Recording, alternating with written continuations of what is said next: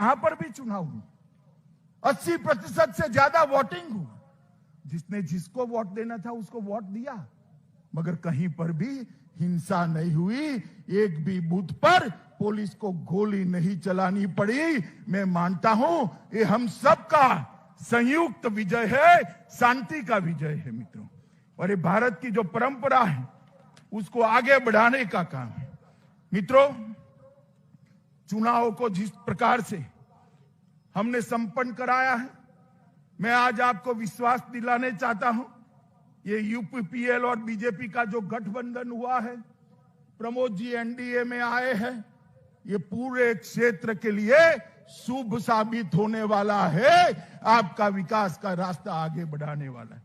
मित्रों, एनडीए में यूपीपीएल का आना और यहां यूपीपीएल बीजेपी की साझा सरकार बनना, वो बताती है कि आने वाले दिनों में पूर्ण बहुमत के साथ भारतीय जनता पार्टी की सरकार आसाम के अंदर बनने वाली है।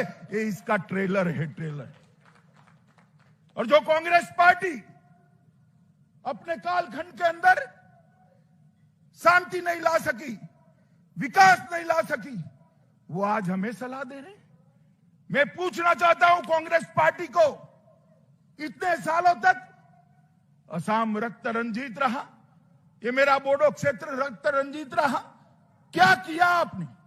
जो भी किया नरेंद्र मोदी की भारतीय जनता पार्टी की सरकार ने किया। बहुत हो गए लड़ाई झगड़ा, अब विकास के रास्ते पर हमें आगे बढ़ना है।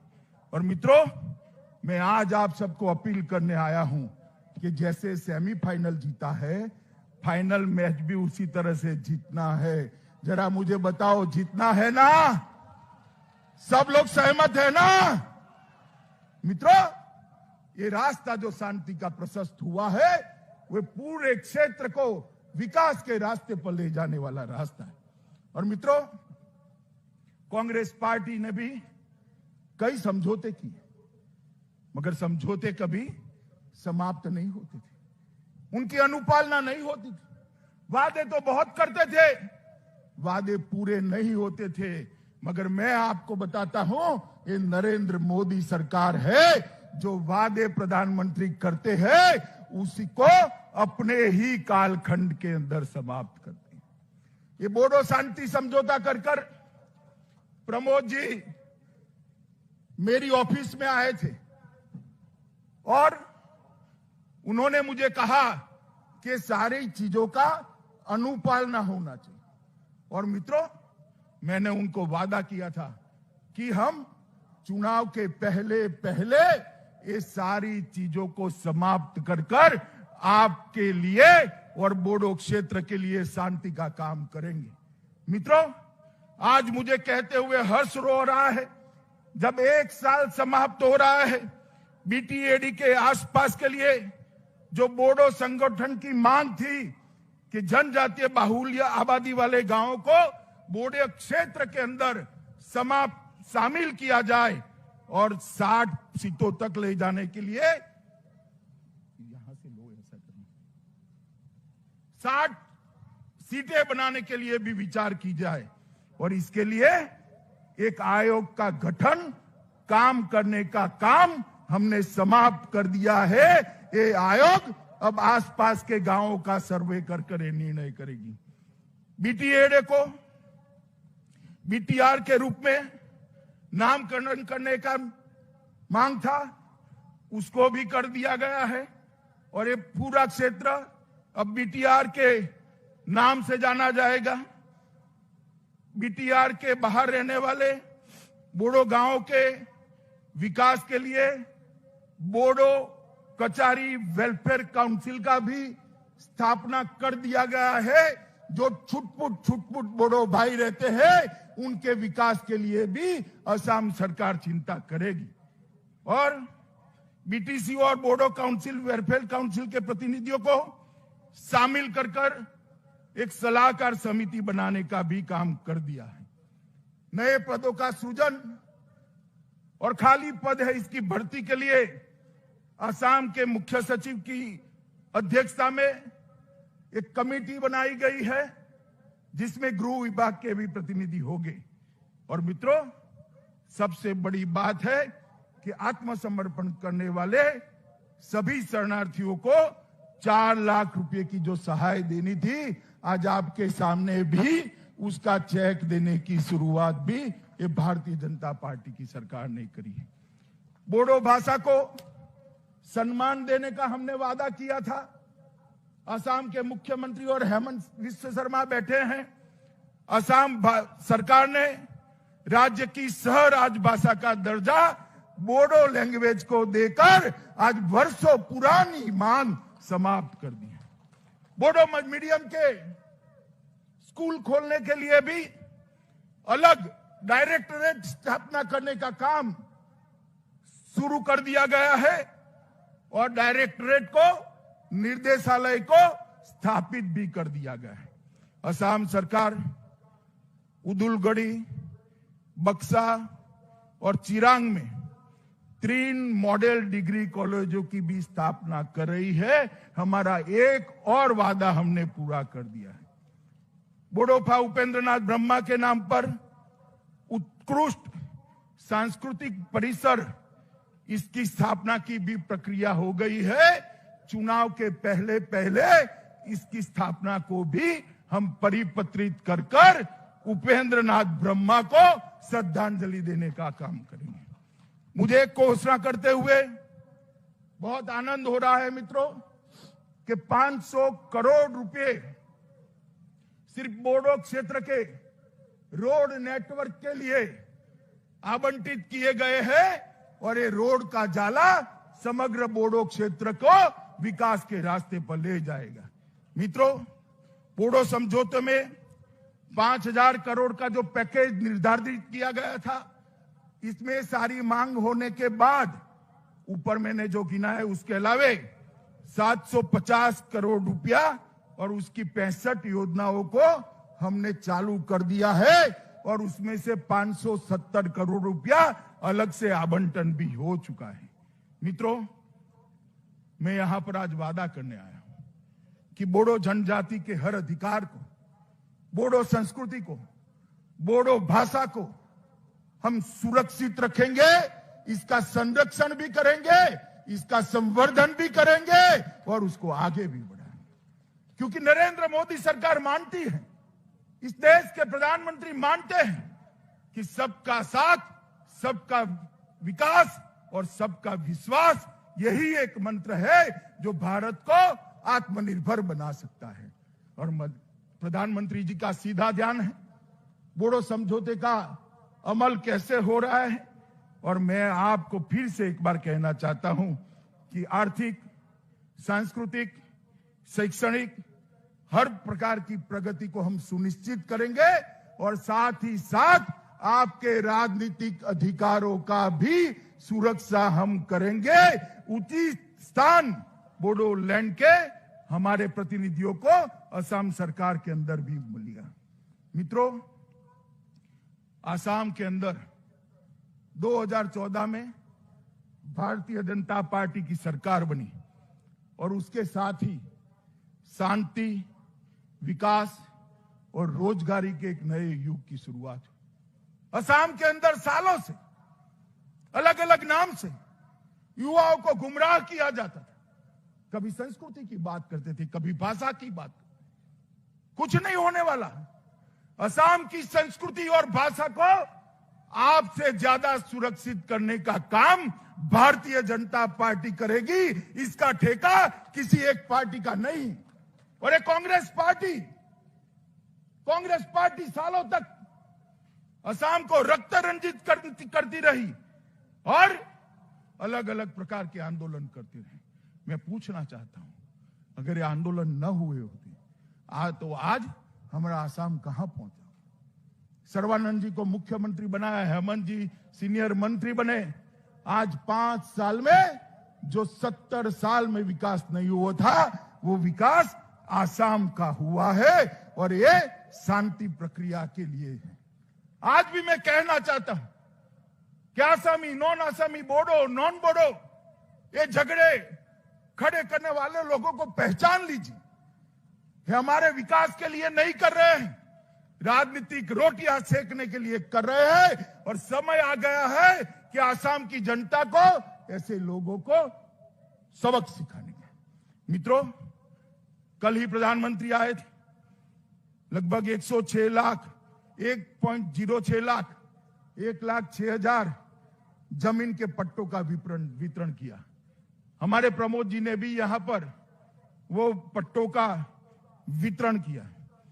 और मित्रों, जिस प्रकार से कोविड महामारी का असम सरकार ने सामना किया है, मैं हृदय से मुख्यमंत्री सर्बानंद सोनोवाल और स्वास्थ्य मंत्री हेमंत विश्व शर्मा को बहुत बहुत बधाई देना चाहता हूं कि इस विकट लड़ाई को बहुत अच्छे तरीके से दोनों ने नेतृत्व किया है।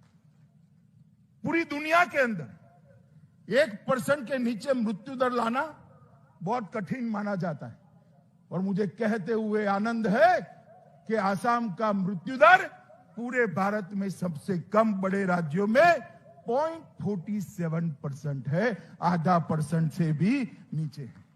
और जो लोग बीमार हुए उसमें से 98% लोग आज स्वस्थ होकर अपने परिवार के पास लौट गए हैं।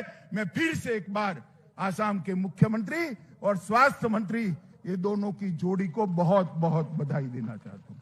मित्रों, टीकाकरण का जहां तक सवाल है, ढेर सारे केंद्र बनाकर टीकाकरण को भी अच्छे तरीके से शुरू हो गए।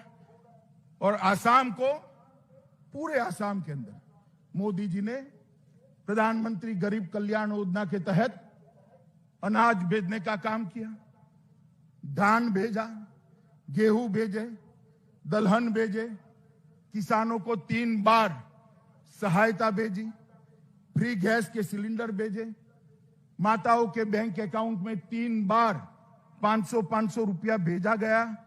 और 4 लाख कामगार जो बाहर से आए थे उसको असम सरकार ने 4,000 रुपया प्रति व्यक्ति देकर उनके संकट के समय में सहायता की है।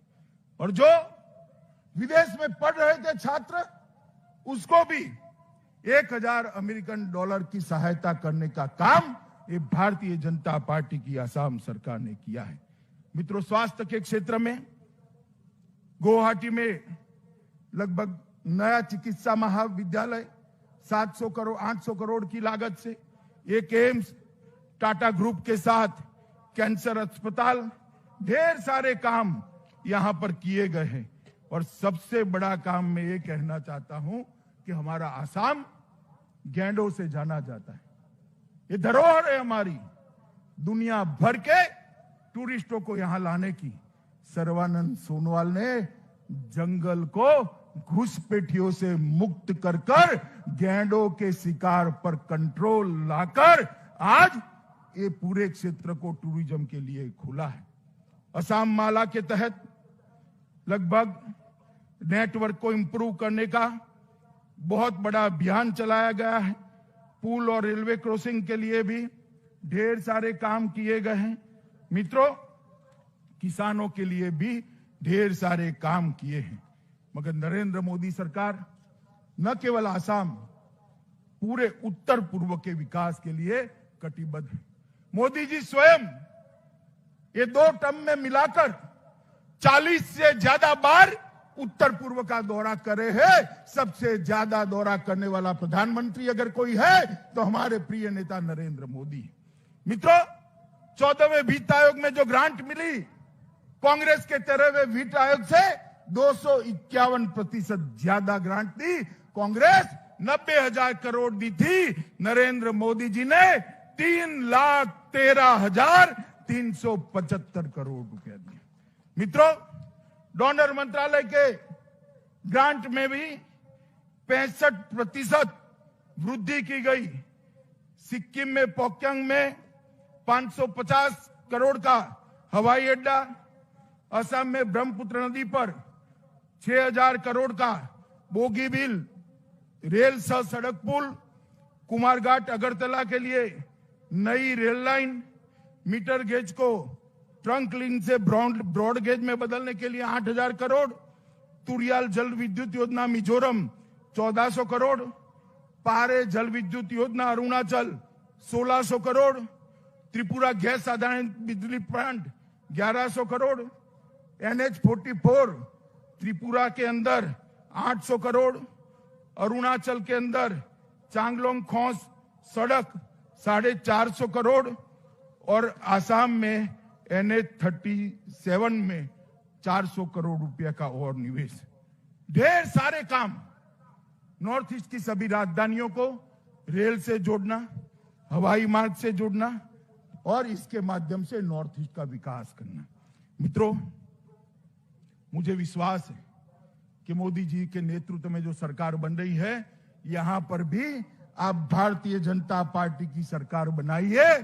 भारतीय जनता पार्टी की ये डबल डेकर सरकार इस क्षेत्र का द्रुत गति से बहुत स्पीड के साथ विकास करेगी और विकास के नक्शे पर हमारे आसाम और बोडो क्षेत्र को पूरे भारत में सर्वप्रथम स्थान पर रख देगी।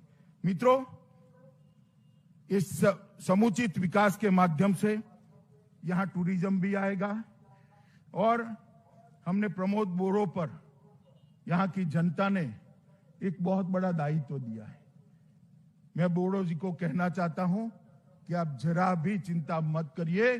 राज्य सरकार और केंद्र सरकार इस क्षेत्र के विकास के लिए आपके पीछे चट्टान की तरह खड़ी है। आप आगे बढ़िए और शांति के युग की जो शुरुआत हुई है, इसको अगले चरण में ले जाने का काम करिए। और मित्रों, मैं फिर से एक बार कहता हूं, भ्रष्टाचार मुक्त, घुसपैठिए मुक्त, आतंकवाद से मुक्त और प्रदूषण से मुक्त असम अगर बनाना है तो मोदी जी के नेतृत्व में भारतीय जनता पार्टी भी बना सकती है। आने वाले चुनाव में पूर्ण बहुमत के साथ कमल की सरकार बनाइए, एनडीए की सरकार बनाइए और बोडोलैंड के विकास को सुनिश्चित करिए। मैं पूछना चाहता हूं यहां उपस्थित सभी भाइयों बहनों को, बताइए, आप आसाम में फिर से भारतीय जनता पार्टी की सरकार बनाने के लिए तैयार है? सुनाई नहीं पड़ता, हाथ ऊपर कर जोर से बोलिए, तैयार है। और जोर से बोलिए, तैयार है। तो मेरे साथ दोनों हाथ उठाइए और विजय के संकल्प का मुट्ठी बींचिए और प्रचंड आवाज से बोलिए, भारत माता की, भारत माता की, भारत माता की, वंदे।